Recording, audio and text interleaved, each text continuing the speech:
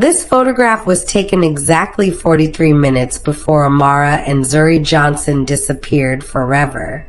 Two sisters, laughing in their classroom, throwing up peace signs without knowing these would be the last moments anyone would see them smile. By the time the final bell rang that afternoon, they had vanished from a locked room with no exits, no witnesses, and no explanation. For 3 years, investigators searched everywhere. They never thought to look inside the walls. What they finally discovered behind that drywall would reveal a truth so disturbing, so impossibly close, that it would haunt an entire town forever. This is the story of how two teenage girls walked into their high school and never walked out. If this story grips you, hit that subscribe button now. You won't want to miss what happens next. On a cold October morning in 2019, 16-year-old twins Amara and Zuri Johnson walked through the front doors of Westfield High School, laughing about something on their phones. By the time the final bell rang that afternoon, they had vanished without a trace. No one saw them leave. No one heard them scream. It was as if the earth had simply opened up and swallowed them whole. The twins were juniors, honor roll students with dreams bigger than their small Michigan town. Amara was passionate about environmental science and wanted to study climate change. Zuri was a talented artist whose paintings had won awards at the county fair. They wore matching silver necklaces their grandmother had given them, and they were never seen apart. Teachers described them as bright, responsible young women who always looked out for each other. The last confirmed sighting was during third period gym class at 10:22 in the morning. Their coach, Mrs. Henderson, remembered them practicing volleyball serves together, Amara encouraging Zuri to aim higher. When the bell rang, both girls headed toward the locker room with the rest of the class. But when attendance was taken in their fourth period history class, their seats sat empty. At first, no one panicked. Maybe they were in the nurse's office. Maybe they had a family emergency. But when their mother, Diana Johnson, called the school at noon to remind them about a doctor's appointment, the front office realized something was wrong. The girls hadn't been marked present in any class after gym. Principal Davis immediately initiated a lockdown. Teachers checked every classroom, counting students twice. Security footage showed the twins entering the girls' locker room at 10:54 a.m. The camera angle didn't cover the interior, only the entrance. 11 other girls entered after them. All 11 came out. Amara and Zuri never emerged. Police arrived at 12:47 p.m. Officers searched every inch of that locker room. They found the twins' gym bags in their assigned lockers, but their regular backpacks and phones were missing. One small detail chilled everyone. Amara's silver necklace was found on the floor near the showers, its chain broken as if it had been ripped off.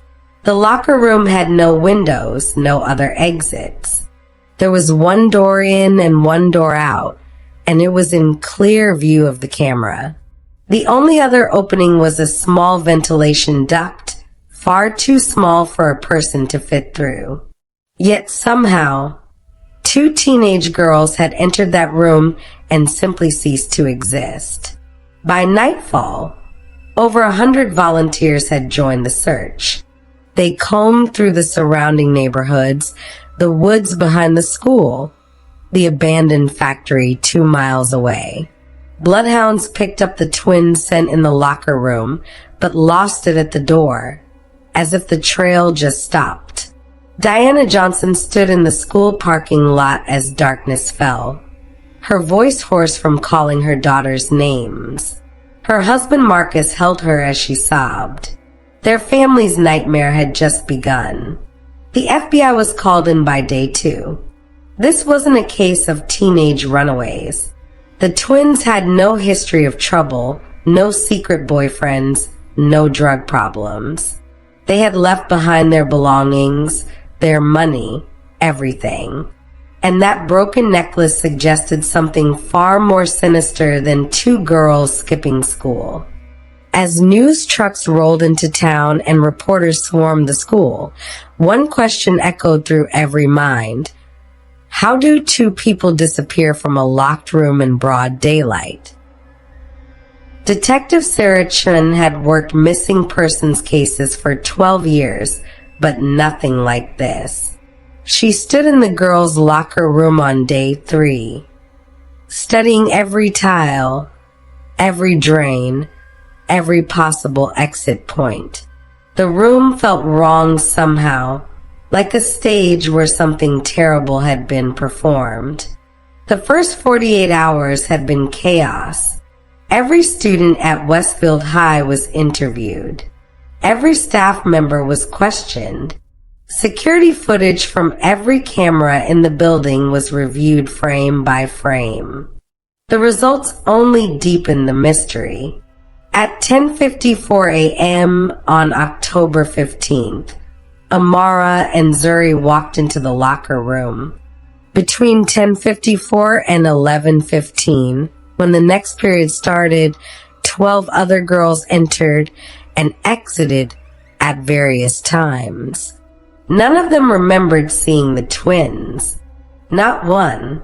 Detective Chin interviewed each of those 12 girls personally.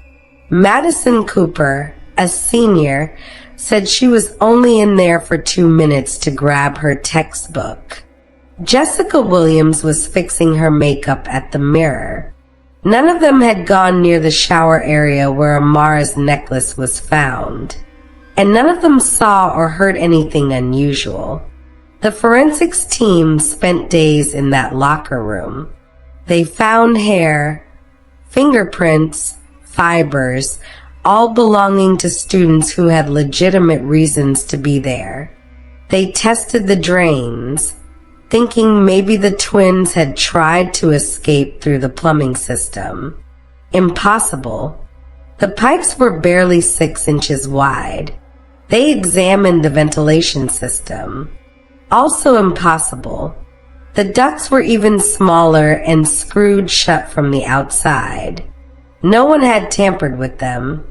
The FBI brought in their best behavioral analysts. They built profiles of the twins, looking for any hint of planning or secret lives. They found nothing. Amara and Zuri were exactly who they appeared to be. Smart, caring teenagers with loving families and bright futures. The twin cell phones became a major focus. Both phones had last pinged at the school at 10:53 a.m., then went dark. Not powered off, the data showed, but completely offline as if destroyed or placed in a signal-blocking container. Tech experts tried to trace any final messages or calls. The last text either twin sent was Amara messaging her mom at 10:48. Love you. See you later. Marcus and Diana Johnson sat through interrogation after interrogation. Police procedure demanded they investigate the family first. Statistics showed that most missing children cases involved someone close to home. But the Johnsons' alibis were airtight. Diana had been at work at the hospital, surrounded by witnesses. Marcus had been on a construction site 40 miles away, with his entire crew vouching for him. The twins' older brother, Terrence, a college freshman home for fall break, was also cleared. He'd been at a friend's house all morning, confirmed by multiple people and his phone's GPS data. Friends were interviewed. Social media accounts were scoured. Bedroom computers were forensically analyzed. Investigators were looking for any evidence of online predators, secret relationships, or plans to run away. They found nothing suspicious, just two normal teenagers living normal lives. By week 2, the case had national attention. News anchors discussed it every evening. True crime podcasts dedicated episodes to the mystery. The hashtag Find Amara and Zuri trended across social media. Photos of the twins smiling in their matching necklaces appeared on missing person posters from Michigan to California. But attention didn't equal answers. Tips flooded in by the thousands. Someone claimed to have seen the twins at a gas station in Ohio. Another caller swore they were spotted at a mall in Tennessee. Every lead was chased down. Every single one turned out to be either mistaken identity or cruel hoaxes. Detective Chen returned to the locker room again and again, convinced they were missing something. She stood where Amara's necklace had been found, trying to imagine what had happened in those missing minutes. Had someone grabbed them? Had they been threatened into silence? But how had they left without being seen? The broken necklace haunted her. It suggested a struggle, violence, fear. But there were no other signs of a fight. No blood, no torn clothing, no overturned benches. Just that one broken chain on the cold tile floor. As October turned into November and November into December, the case began to cool. Not because investigators gave up, but because every path forward had hit a wall. 3 months after the disappearance, Westfield High tried to return to normal, but normal was impossible. The girls' locker room was permanently closed, sealed off like a crime scene that no one wanted to face. Students took gym in the boys' facility instead, walking past that locked door every day, wondering what really happened inside. The Johnson family's life had become an endless nightmare of waiting. Diana took a leave of absence from her nursing job. She couldn't focus, couldn't function. Every time her phone rang, her heart would stop, hoping for news. Marcus threw himself into organizing search parties every weekend, refusing to believe his daughters were gone forever.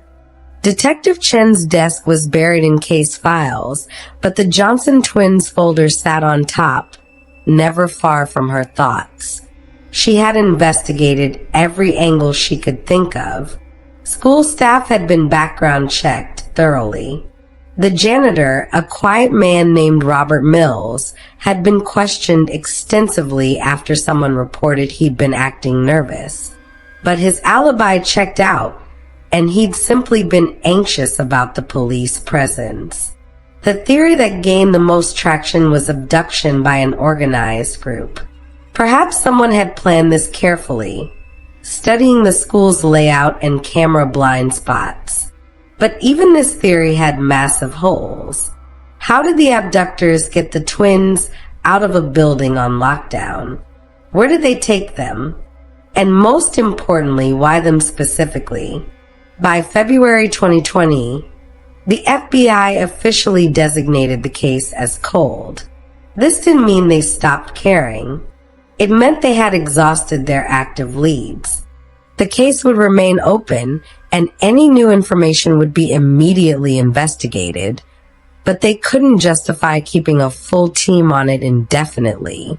The announcement devastated the Johnson family. Diana stopped eating, stopped sleeping. She would stand in her daughter's bedroom for hours, touching their belongings, breathing in the fading scent of their perfume on pillows. Their birthday came in March. They should have turned 17. Instead, Diana lit 2 candles on a cake no one would eat. The community tried to move forward, but the disappearance had changed something fundamental in the town. Parents drove their children to school instead of letting them walk. Security systems were installed in homes that had never locked their doors. Trust had been broken, and an invisible fear had settled over Westfield like fog. True crime shows aired episodes about the case.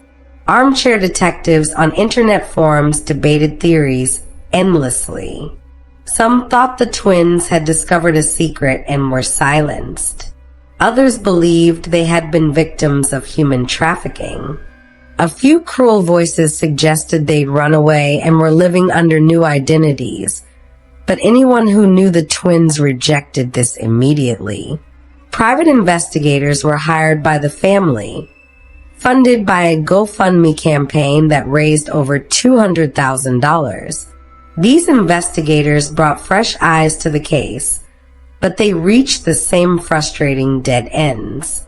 The locker room remained an impossible puzzle. As 2020 brought a global pandemic, the case faded from headlines. The world had new horrors to worry about. The Johnsons felt their daughters slipping away, becoming just another cold case statistic. Diana started attending a support group for families of missing persons.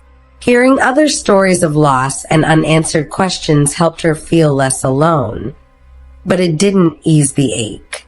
Detective Chin never forgot the case. Even after being assigned to new investigations, she would pull out the file late at night, reviewing statements and evidence photos. That broken necklace on the tile floor still bothered her. It felt like a message, a clue they weren't understanding. By the summer of 2021, 2 years had passed. The Johnson family held a memorial service, not to say goodbye, but to keep their daughter's memories alive. Friends shared stories about Amara's infectious laugh and Zuri's beautiful artwork. Teachers spoke about their dedication and kindness, but underneath the love and memories was an unspoken question. Would they ever know the truth? Westfield High graduated the class of 2021 without Amara and Zuri. 2 empty chairs sat on the stage during the ceremony, decorated with flowers and photos. It was a painful reminder that justice had not been served, answers had not been found. As the 3-year anniversary approached in October 2022, hope seemed lost.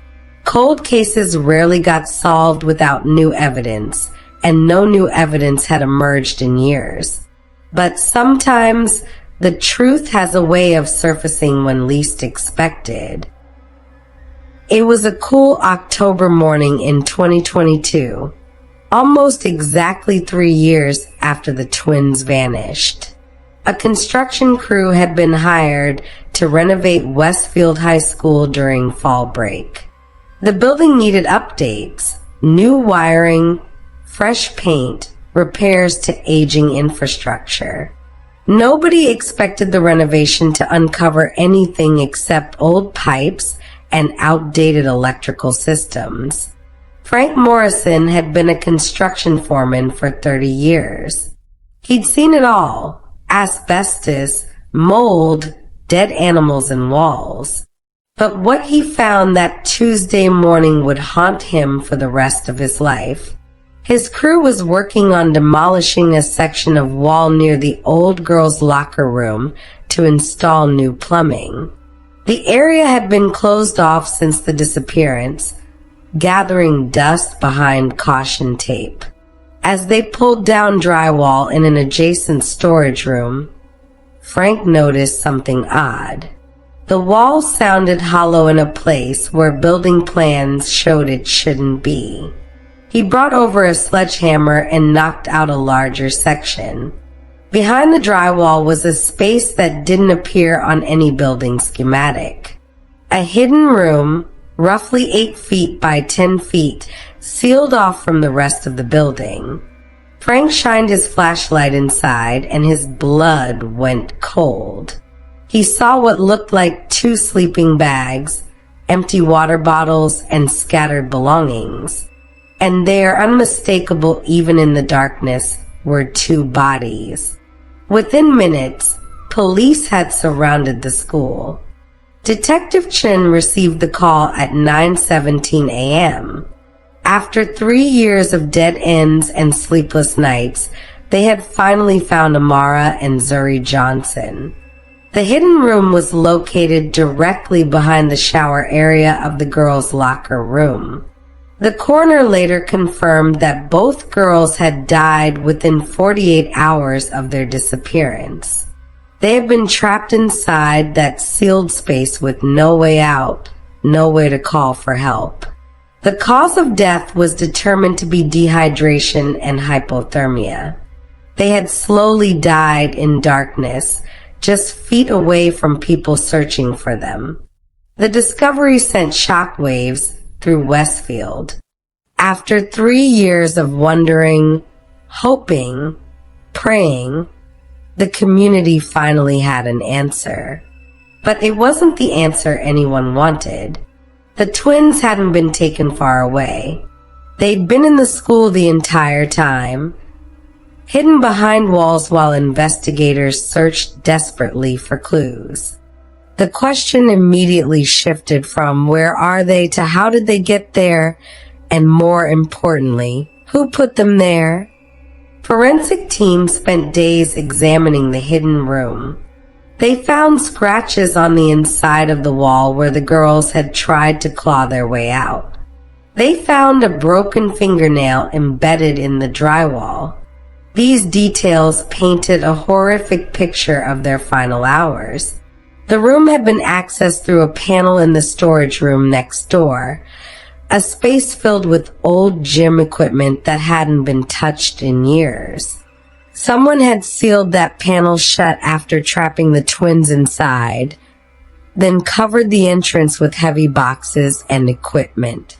During the initial investigation, police had looked in that storage room, but they'd had no reason to suspect a hidden space beyond the walls.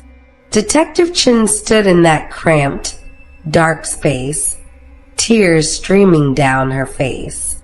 She had walked past this wall dozens of times during the investigation. The twins had been here all along, dying slowly while the world searched for them everywhere else. The broken necklace suddenly made sense. There had been a struggle. Someone had grabbed Amara, ripped the necklace from her neck, and forced both girls through that hidden panel. But who? And why? Forensic evidence from inside the hidden room provided the first real breakthrough in 3 years. They found DNA evidence that didn't match the twins, fingerprints on the inside of the panel, and most damning of all, fibers from a specific type of work uniform used by school maintenance staff. The investigation roared back to life with new urgency. Every maintenance worker who had been employed by the school in 2019 was brought in for questioning. Their DNA was compared to evidence from the hidden room. Their whereabouts on October 15th were re-examined. And that's when investigators took a harder look at Robert Mills, the janitor who had seemed nervous during the initial investigation. The same janitor whose alibi had checked out 3 years ago. The same man who had access to every room, every key, every hidden space in Westfield High School. This time, they wouldn't let him slip through their fingers. Robert Mills was 53 years old, a quiet man who had worked at Westfield High for 8 years. He lived alone in a small house on the edge of town, kept to himself, and had no criminal record.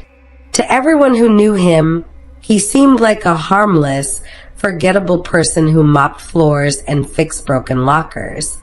But Detective Chin had learned that the most dangerous people often hide in plain sight. When police obtained a search warrant for Mills' home and vehicle, they found a collection that made their skin crawl. Hidden in his basement were dozens of photographs of female students, taken without their knowledge.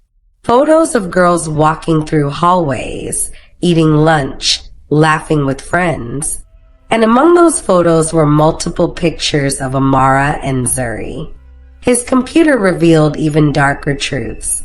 Mills had been obsessed with the twins for months before their disappearance. He had created folders with their names, filled with photos taken from around the school. He'd written disturbing notes about wanting to keep them safe and protect them from the cruel world. Most chilling of all was a blueprint of Westfield High School with the hidden rooms circled in red ink. Notes in the margins detailed his plan. They'll be safe here. No one will find them. They'll understand eventually. Mills had known about that hidden space for years. It was a remnant from when the school had been built in the 1960s, a small mechanical room that had been sealed off during a renovation in the 80s and forgotten.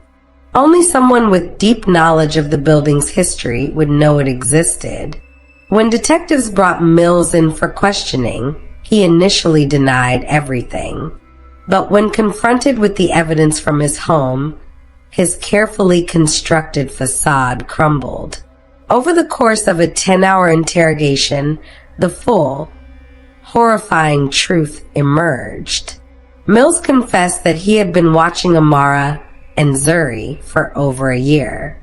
In his twisted mind, he had convinced himself that he was in love with them both, that he needed to save them from the dangers of growing up.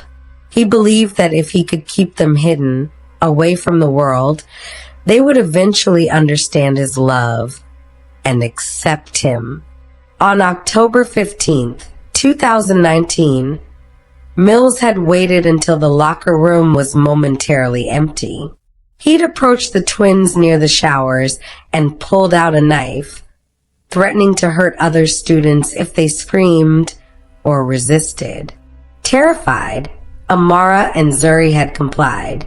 He'd forced them through the storage room and into the hidden space through a panel he'd loosened weeks earlier. He told them he would bring them food and water, that they just needed to stay quiet for a few days until the heat died down. Then he promised he would take them somewhere they could be together forever. But Mills had sealed the panel shut and never returned. Whether he'd intended to let them die, or had simply panicked when police immediately swarmed the school, the result was the same. Amara and Zuri had slowly perished in that dark, hidden room while Mills went about his daily routines, mopping floors and emptying trash cans just feet away from their prison. When asked why he never went back to help them, Mills' answer was chilling. "I got scared," he said flatly. "There were too many cops. I couldn't risk it. I thought maybe they'd just fall asleep and it wouldn't hurt."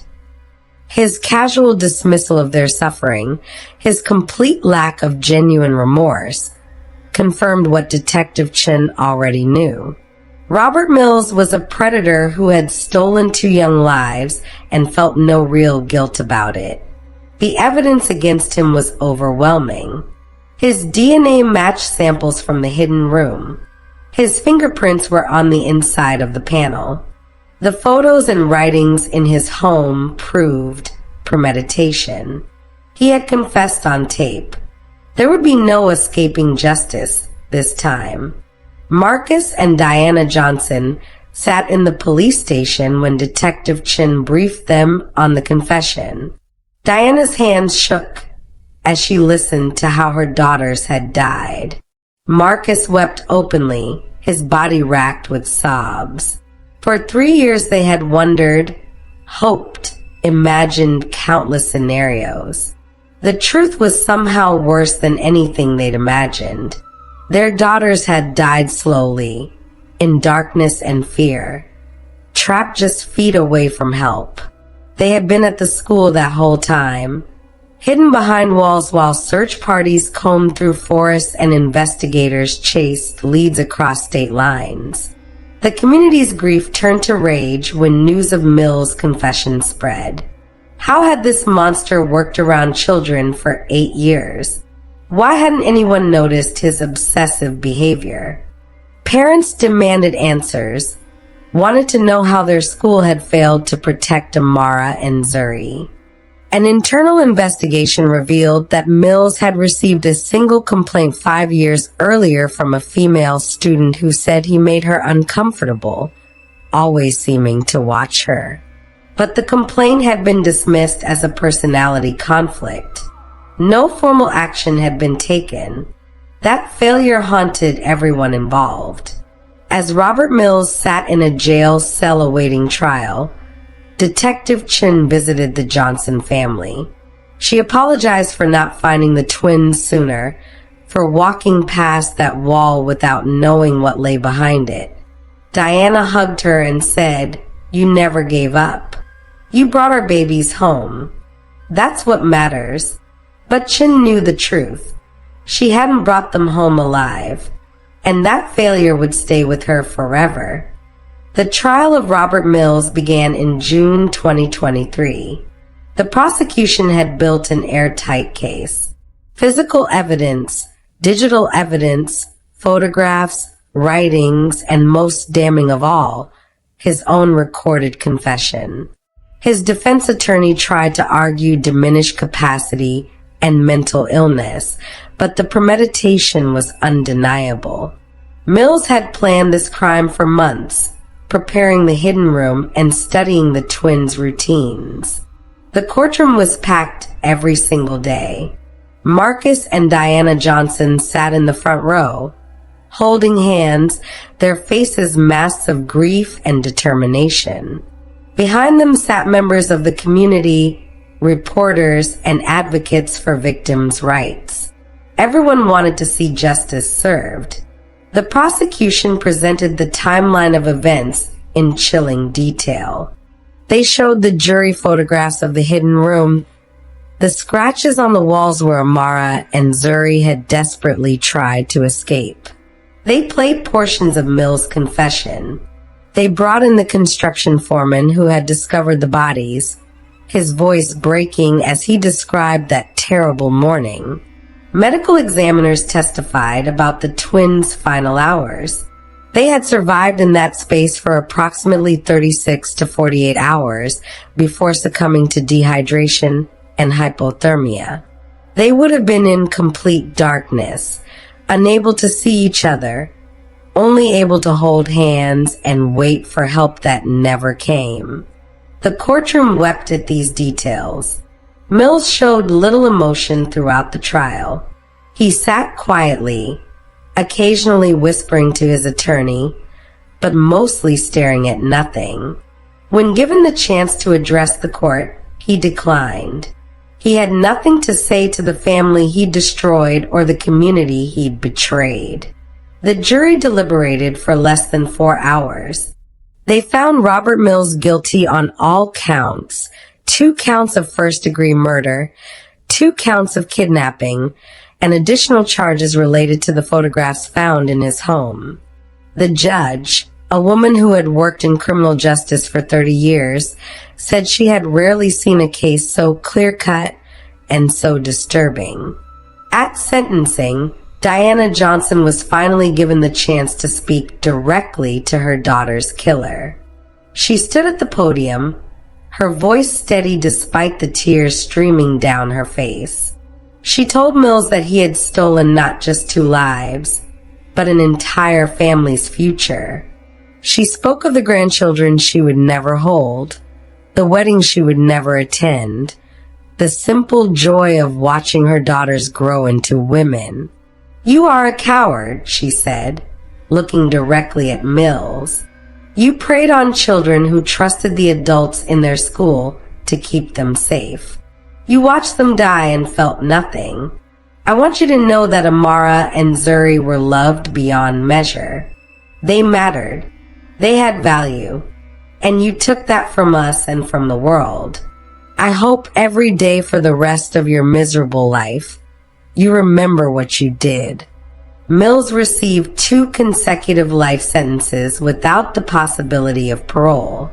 He would die in prison, forgotten and alone, which seemed like the minimum justice for his crimes.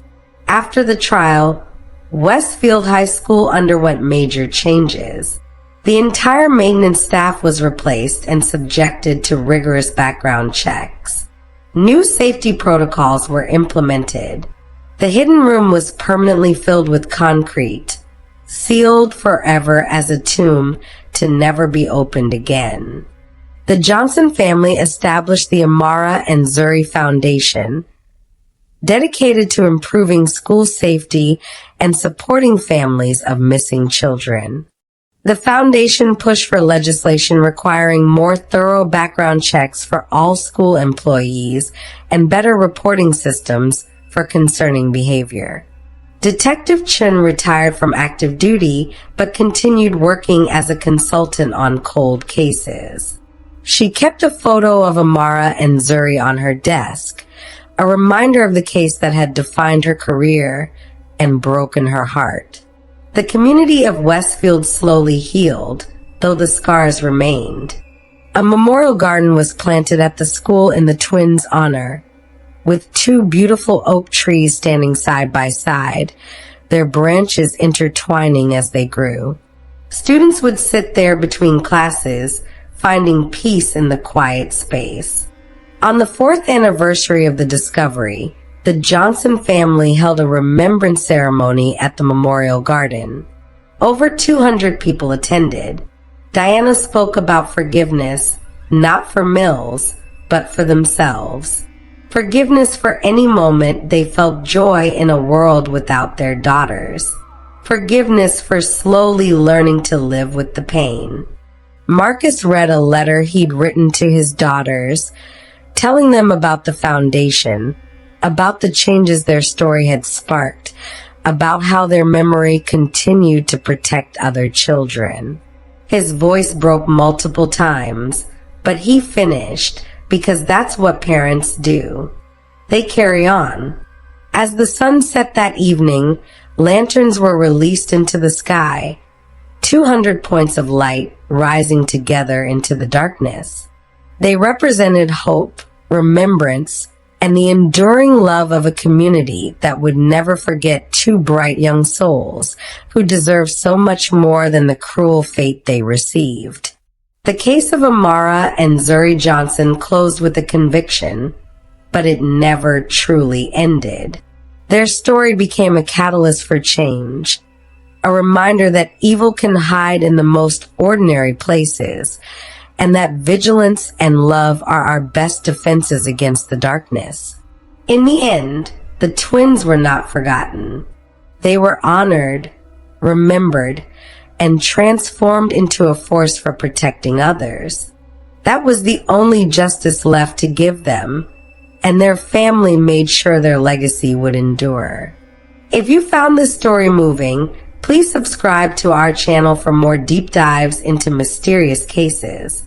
Leave a comment sharing your thoughts, and check out our other videos on unsolved mysteries.